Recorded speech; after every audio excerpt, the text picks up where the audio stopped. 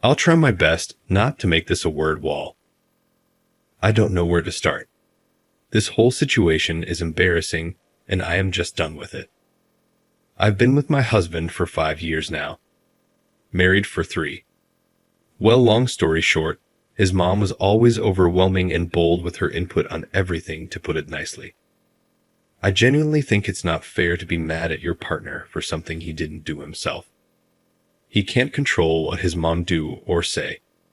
But what's also not fair is him not addressing it when I am clearly uncomfortable or upset, and instead just talking me into brushing it off or going with it. I never nor would I ever have a back and forth with my mother-in-law. Just not worth barking at each other. I always kind of brush it of if it's a snarky comment or if it's a better way to do something in her opinion.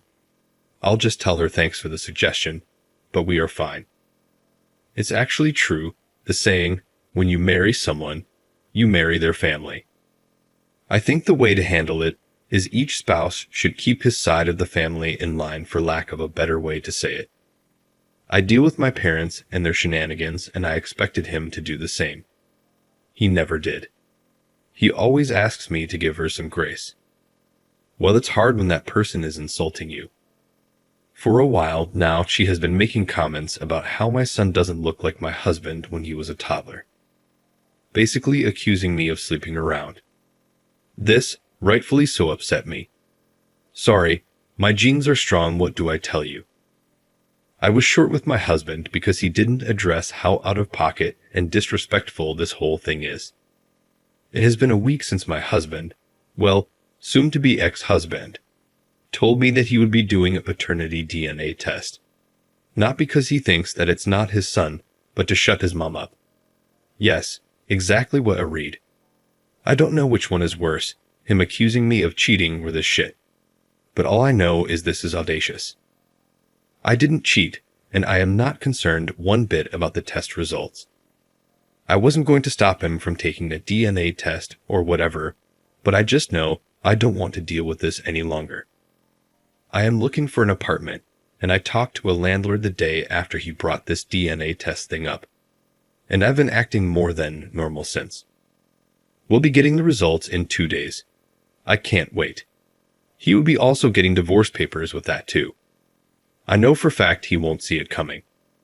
I try my best to make this whole thing work and manage my relationship with my mother-in-law as gracefully as possible. But thinking about it, it's not just my mother-in-law that's the problem, but how he is handling things is also a problem. And side note, I've never been more glad that I didn't leave my job when I got married. He makes more than enough to take care of the financial side of things. I thought I would get bored. I only have to be on site 2 days per week. Also, I really love my job and the company, so I didn't leave. Best decision I ever made. He is unreliable, to say the least. I know that divorce can be hard on kids, but I experienced the other side. Living with 2 parents that hated each other and violently fought almost all the time is as hard, maybe even harder. They thought that staying together would be good for me and my siblings. Newsflash, it wasn't. It was traumatizing, to say the least. I don't remember. I either read somewhere or maybe my therapist told me that when you fight with your spouse, you shouldn't see it as me vs you. But more like, me and you was the particular situation or problem on hand and try to figure it out. But it's really hard to do so when you start hating that person.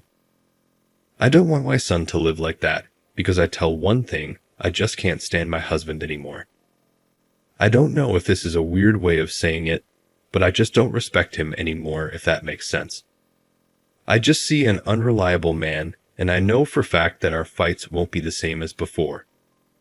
I would have said what a waste of 5 years, but I have a sweet and smart gremlin now, and having a child really pushes you to be better and to do better, so I can't complain. Update. The day he was supposed to receive the results, I called my father-in-law and invited them to come over that evening. He was working when he got the results. He sent them to me and told me he would talk to his mother to finally put this to rest. I informed him that I had already invited them for this evening, and I am just waiting for my apology before I leave. I asked that he come home so we can talk before they come over. He called, and I basically told him that this is not working for me anymore. I've already talked to an attorney, filed for divorce, and it might be more expensive than a paternity test, but it would be more effective making his mother happy. And no, I don't care that he was working when I told him. I don't think you would have either. He left work and came home. Long story short, we had a spectacular fight. He said that I am not thinking about my son, and I am overreacting because it's not like he went behind my back. And if he knew that I was this upset, he wouldn't have done it. But he knew. We fought about it when he brought it up. He just didn't care. When I gave him the divorce papers, he said he's not signing anything, and he'll ask his mother to apologize when his parents arrive and get done with this. Listen, I don't need him to sign it to get a divorce. It would only make things complicated. That's it. His mother said she has nothing to apologize for. She wouldn't apologize for having suspicions. She didn't accuse me of anything, and I can leave if I want to. So that's that. I did leave that night because I wasn't going to get an apology, and he didn't seem to understand that him reinforcing that it's okay for her to meddle is why I want a divorce in the first place. He eventually told his parents he'll be coming over from time to check up on them. He is their only child, and not to bother coming over anymore until she apologizes. She wasn't amused. She told me I am taking her son away, and some would take my son too. She is not someone that you can talk to, I'll tell you that much. It's like talking to a wall. All she knows is insulting or being passive-aggressive on a good day. We're not getting a divorce. We talked the day after. He said I can always file for a divorce, but we should at least try couples counseling because he doesn't want to co-parent. Edit. He doesn't want to lose his son, plain and simple. Although it's not like, if we were to get divorced, he wouldn't be able to see his son, but whatever. He did say, when we talked the second time, that he can see how he was wrong, especially knowing his mother. He also mentioned that he'll just shut her down if she meddles this time. But what can I do with just words? I hope he can learn a thing or two on how to deal with his mother in counseling, because she is truly overwhelming. If counseling would help him understand that a couple means two people, not three, and our marriage is a bit crowded right now, that's enough for me. People saying that I am overreacting in my last post made me ask myself, do I actually want a divorce or am I just mad? I wanted the divorce at the time. It seemed like the only solution. But if counseling would help us, I can try to work things out. I hope this is a good decision. If not, I am not stuck. I'll take my son and leave. I have a friend who got divorced in 20 days, an uncontested divorce. When you were on the same page regarding how things would be divided, including custody, it's a matter of how long the court would take to review and finalize the divorce, and you'll be done. That was my plan. Nonetheless, I am the one working from home, and my son is still so young. It's totally up to him. If he wants to see his son every day when he gets off work, or if he wants to see his son just a couple of times per week. Because I am not tolerating this anymore. Oh, one last thing. People in my last post were debating if paternity tests should be mandatory or not. I thought that from what I wrote, it was clear I didn't cheat, and I have nothing against the paternity test itself. It should be obvious to everyone that it's not fair for the child nor the man to be tricked into living a lie. If he was the one who had suspicions, that's a big deal.